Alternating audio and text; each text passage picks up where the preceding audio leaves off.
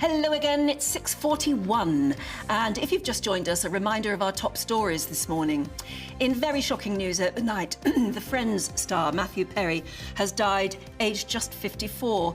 The US actor, best known for his iconic role as Chandler Bing, was found dead at his home. We'll pay tribute to him throughout the programme. And in Israel, the second stage of the war with Hamas has begun. Prime Minister Benjamin Netanyahu says Israel's ground invasion of Gaza will signify a long and difficult war. Labour are at the centre of a possible nepotism row as the Partygate investigator Sue Gray's son becomes a candidate at the next election, and that's a Labour candidate. That's as divisions continue to grow over the party's stance on the conflict in the Middle East.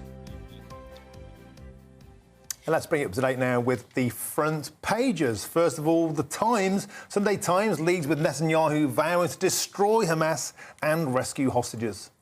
And the Sunday Telegraph reports on Israel sending in what they call elite troops for Netanyahu's second stage.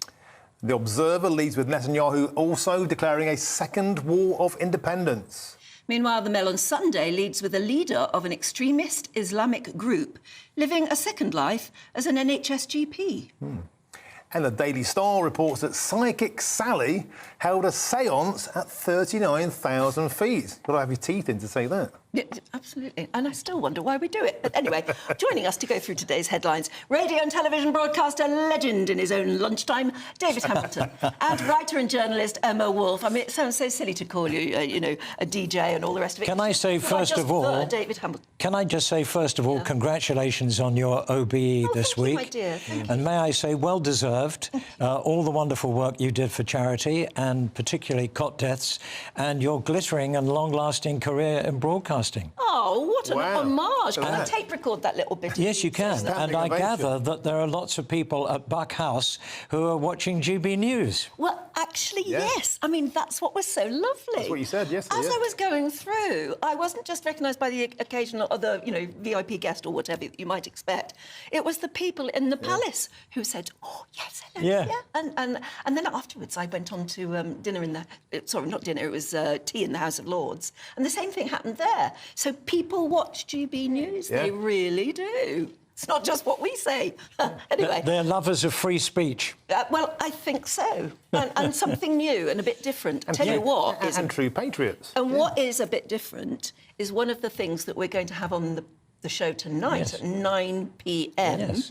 is John Cleese. Yes, this has been long awaited, hasn't it? Because the trailers have been running for yonks. Yeah. But he's here at last. Well, actually, I thought maybe this was about me when I was... The Dinosaur Hour. Well, I'm sure you'll be on it, David. Well, I don't know. Is this part of his alimony tour? No, it's a separate thing. It's out tonight, 9 o'clock, and I think we've got a trailer we can show you now about what's going to be on it. It's really good.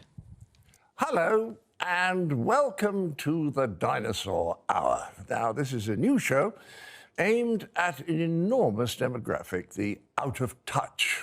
But the out of touch who have chosen to stay out of touch, and the out of touch who don't even know that they are. So, if you're looking for photographs of reality stars' breakfasts, or details of the latest trans person's bicycle accident, or for a fun story about an old woman who hasn't sneezed for 70 years, this is not the show for you. It's just a lot of very doddering old fools making it up as we go along.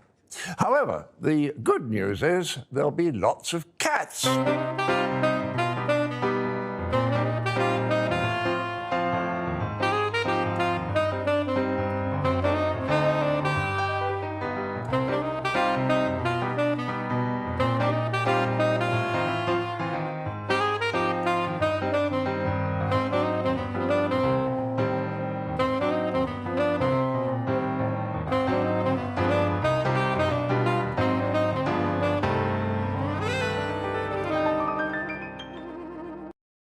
Do you know, I think that looks really good. It looks don't great. you? What do you think? Yeah, So I think that's going to work. It looks really is. good fun, And I'm not even a fan of John Cleese. No, and I'm not Yeah. usually, actually, but I think you'll be good at that. Yeah. It's a bit like the success of that magazine, The Oldie. Yeah. Yes. There is actually a market there of people who just want sort of very, very grown-up things to talk about. Absolutely, Well, yeah. that's true. I'm all for that. Yeah. It's wonderful, isn't it? Yeah. And all that, and Boris Johnson signed up as well. I know. Star striker. Quite a bit, but I think you're absolutely right. There's a huge market for older people of a certain vintage, and I think the mainstream channels forget that at their peril. Yes, They're always they do. chasing the youth, Yes. who anyway are always on YouTube. They're not actually watching traditional they're television not. in that No, way. they're They not, may are not they? be sitting down on, Sunday evening, 9 o'clock, you've had your dinner. Perfect. That's kind of what you want to watch, and that's exactly what young people that they are chasing, desperately, are not doing. Well, just to remind you, it's 9 o'clock tonight, Yeah. and I'll certainly be watching it. I shall have to go and have a nap in the afternoon and then get up to watch it. Meanwhile, the very, very sad news, I'm afraid, that's happened overnight, Emma, is Matthew Perry's passing. And it happened too late to actually catch the front pages of our newspapers, but it's going to be felt all over the world because he was globally known. He really was, and let's be honest, for Friends, Friends, which ran from 1994 to 2004, but I don't think has been off our screens ever since. Well, that's right, yeah. You literally cannot watch some of the, the smaller channels without reruns and reruns and reruns. And it's kind of all I know Matthew Perry for Chandler, but what a role, and what a you got a sense of the man as well as a really kind of troubled but quite warm and quite a sort of person you think actually would be lovely to go and have a drink with. He had talked a lot about sort of substance abuse and drug and alcohol issues. And what, very, very early Well, you death. judge a person, I think, by their friends, don't you? And whenever any of the other friends are interviewed about anything, they're always very, very warm towards each other, Yeah. aren't they? Yeah, they and are. particularly always pay tribute to, particularly Matthew Perry, who is apparently a great comic actor. His timing was perfect. He's died very young, and it appears that he's drowned. Yes. That's right. In Which his is- own jacuzzi. Yeah. And it's been getting the viewers coming in as well. Tony in Suffolk has emailed in already saying, R.I.P. to a troubled soul. I also enjoyed his part in the West Wing TV series. See, I really enjoyed that. Yeah, he was in the whole 9 yards and then the whole 10 yards with Bruce Willis. Rob says, morning, Rob, I used to look forward to every Friday night with my mum. We would get a takeaway and lots of sweets, and we would watch the latest Friends episode. They were good times. I think that's part of its appeal, isn't it? Is that it was an event. cross-generational, and it was on Yeah. for so long, 10 years. Yeah. It became a part of people's lives. They grew up with it, and that's why they have that connection. Teenagers loved it, mums and dads loved it. Yeah, it really did go across the generations. And I think the point about him being open that I was just making there about his alcohol and substance abuse is that he's not one of those people that pretends to be holier than thou. Pretends to be holier than thou. I think he was very open about, being a bit of a mess at times and trying I again think- and trying again. And his recent memoir details that. We all hoped, I think, when I read excerpts from his memoir, and I think we all hoped that he had finally beaten it, but maybe you never do if you're that badly affected. I don't know. What's the Sad. story you told about him watching Julia Roberts? He went out with Julia Roberts for a long time, and they were seen as very much an item. And then clearly his addictions got in the way, and their relationship ended. And he says in his memoir that when she got her first Oscar, he watched her on the television going up and getting the Oscar, and he was writhing on the floor in agony at a rehab. And that's where he felt, he'd lost Rock everything. bottom. Yeah. Yeah. He'd hit rock bottom, and she was getting her Oscar. And it's very, very... I mean, his memoir is very well worth reading. It really The is. funny thing is, in all his photographs, he looks so well. Yeah. He Yeah. looks great, Yeah. He had that sort of classic American, sort of, Ivy League handsomeness. He was Yeah. Yes, gorgeous. he was. OK, we'll move on. I'm afraid to the other news stories of the time, and how could you avoid it? In the Telegraph, David, you've been looking at Israel now sending in their elite troops. Yes, this is the front page of the Telegraph today. Israel last night said that its best soldiers were fighting Hamas inside the Gaza Strip as Benjamin Netanyahu, easy for me to say, declared that the second stage of a long war against the terror group had begun. Israel's forces fought fierce street fighting against Hamas in northern Gaza using tanks and infantry yesterday, with the chief of the General Staff of the Israeli Defense Forces saying his troops had killed hundreds of terrorists. He said this is a war with multiple stages. The objectives of this are to require a ground operation. The best soldiers are now operating in Gaza. So it looks as though we're going to have another long war. Yeah, certainly are. War is breaking out all over the world, isn't it? It's a very worrying time. Very sad times at the moment. Yeah, very, very dark times. He's very clear, Netanyahu talks about dismantling Hamas and bringing the hostages home.